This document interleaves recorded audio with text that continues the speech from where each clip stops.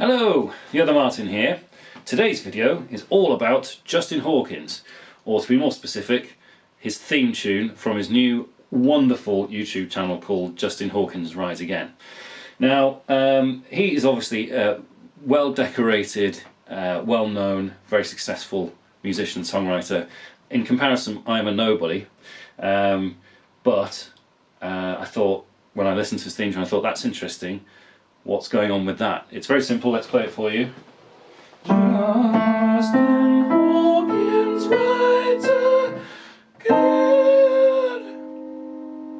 I can't sing as well as him, but you know, I'm giving it a go. So, let's just get straight into it. We'll talk about what the music theory is behind it. It's actually fairly simple, but it sounds really effective, especially the bit at the end which goes, what a beautiful chord that is. And I think he just made it up. So the first time this was on his channel was on the Taylor Swift video. So quite a few videos in, he's been in various hotel rooms and didn't have a piano. And you can literally see him just make it up as it goes along. And at the end of the video, he's like, what's that chord? C minor 6. Now, is it a C minor 6 or is it something else? It basically is a C minor 6, but in the context of the music, you could call it something else, and we'll get to that. We could call it a diminished or half diminished, and we'll get to that reason why. So, just to go to show how simple some musical concepts can be and how effective they can be. So, basically, the first thing, that's basically an A minor arpeggio. The first time we played it, actually, it was quite high. So you've got simple A minor, A, C,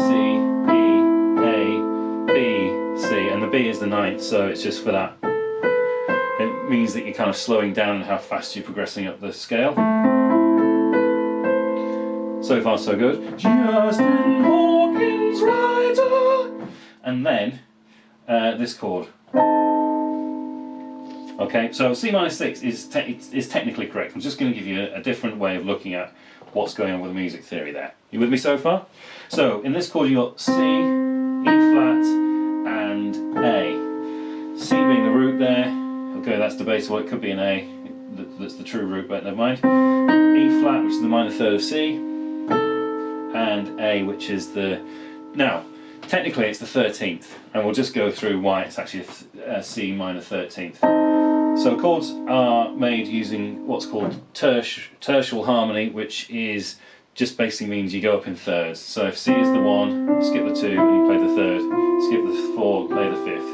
So it's every odd. So essentially, only odd numbers can be in chords, strictly speaking. Although a lot of the time people do say 6th and 4, sus4, and that kind of thing. Strictly speaking, you should only use, because you build chords using thirds. So it's 1, 3, 5, 7, 9, 11, 13, and there's the A if you're in C, or if you're in C minor.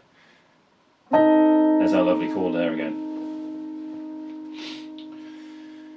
So C minor 13, Justin. Well, that's being insufferably picky.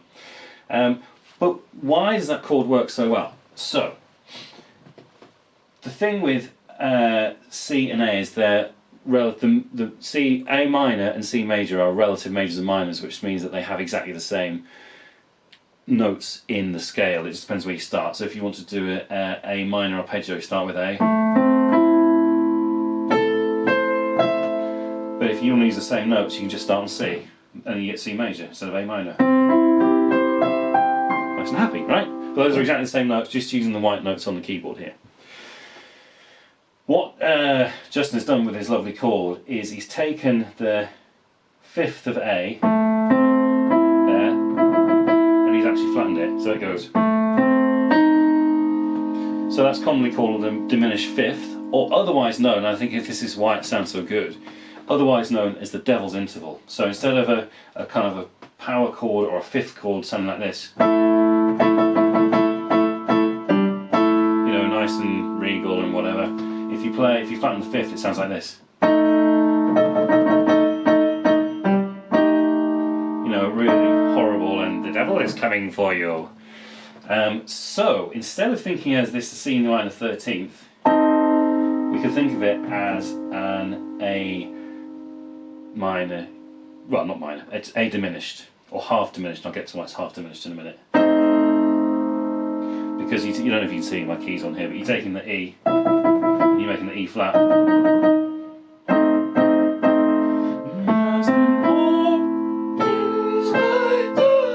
done it wrong.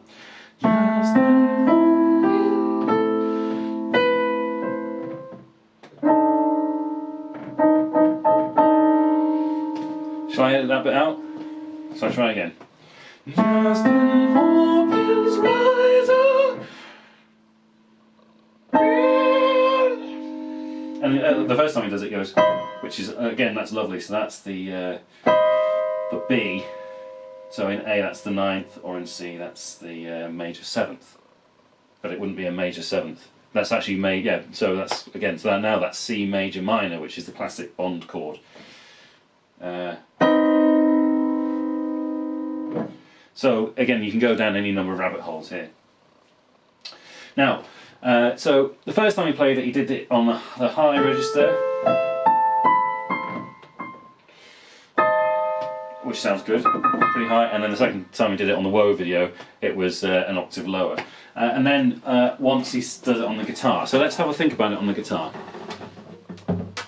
You might even be able to see me play this. So, let's just take the A minor version.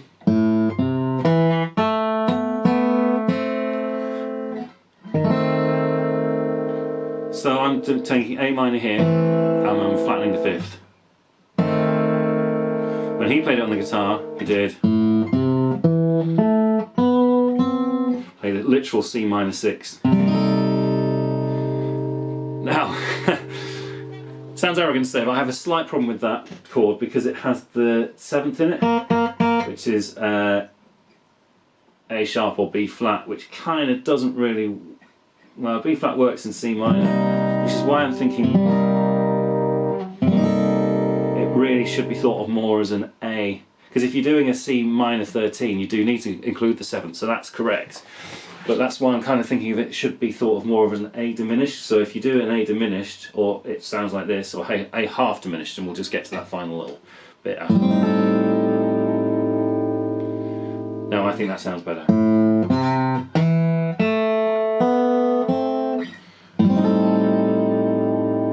So that would be your standard A minor 7th, but you just change the E to an E flat for the diminished. And on the guitar it sounds nice with the pedal A, so the A always going on underneath. On the piano it doesn't sound quite as good as like that actually, but you know, I'm prepared to say that if you want to consider it a C, you don't really want to be playing the 7th, which would be like a C add 13 then. Or you can think of it as an A half diminished. Now, half diminished means, let's just talk about diminished just for a brief moment. Diminished are stacks of minor thirds, so they go up in 3 semitone steps. Which means you get, in A you get A, C, E flat, and G flat. And that means that you've got flat 3rd, flat 5, and flat 6. Whereas that ends up with this chord. But that sounds a bit too cheesy for me. That sounds more like what Justin actually meant it to sound like. So half diminished means you don't flatten the 7th. You don't have you don't double flatten the 7th. So you got minor 7th. That sounds too Beatlesy for me for these purposes. So really, if you think about it in the context of A, it just makes to me more musical sense. So you get A half diminished instead of C minor add 13. Whereas going from A minor to C minor to me is not.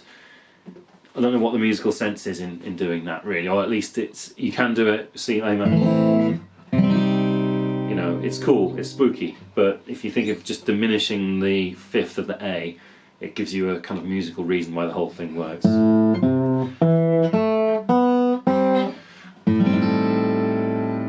Lovely that, isn't it? Justin Hawkins Rides Again.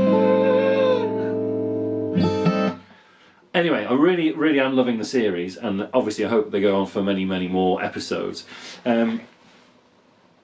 And I really like the Taylor Swift one where he just makes up that theme tune. It looks like he just makes it up on the spot. Certainly the chord in question gets made up on the spot. So in a slightly arrogant fashion, I just thought I would give my 2 pence worth of musical theory as to why, well, it's not a C minor 6. You could call it a C minor add 13, or I would prefer to call it a half diminished, which I like. Anyway, so forgive my pedantry, and it would be nice to see loads more videos from Justin using, and if he decides to call it an A half diminished, then I'm famous. Lovely, bye!